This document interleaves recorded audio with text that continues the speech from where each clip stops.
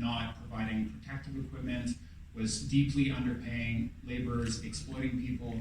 And this was an opportunity to try to mobilize artists, but also it's a very important example of the ways that corporate workplace injustice intersects with immigration issues.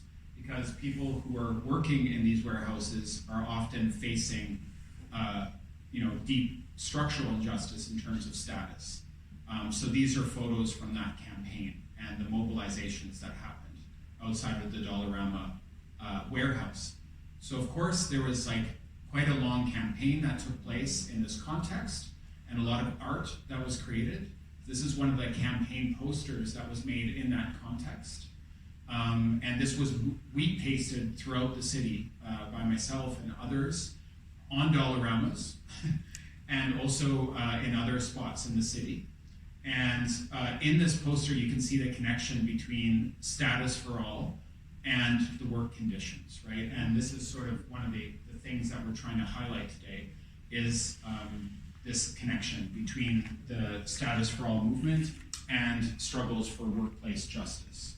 This is the letter that we published at the time. There was over 100 artists signed this letter, and it was actually sort of coming out of a lot of conversations about how to get the media to take the issue seriously.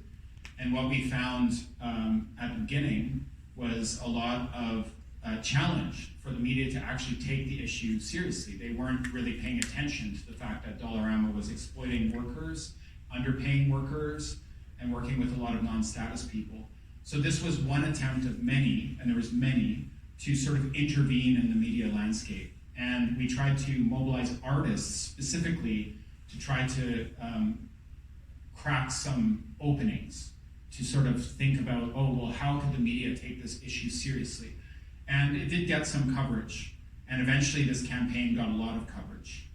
And that was really important. And eventually Dollarama actually boosted the pay of the workers, and that I think was a very important victory. Some theater, some of the protests. And here today is Mamadou Konaté. This was another example of migration and immigration injustice. Mamadou, who you can speak to here today if you'd like after the event, is a frontline worker who served as a janitor in a CHSLD, an old age care home, and actually continues to have precarious status. And so there's a huge mobilization around his case. Also, a West African asylum seeker, Marisa, who you see, who we'll hear from, was involved in that. And there was a bunch of efforts to try to stop this deportation. And on a number of moments, Canada actually stopped the deportation, but the status issue has not been resolved, so it's ongoing. So in thinking about these issues of the Guinean campaign,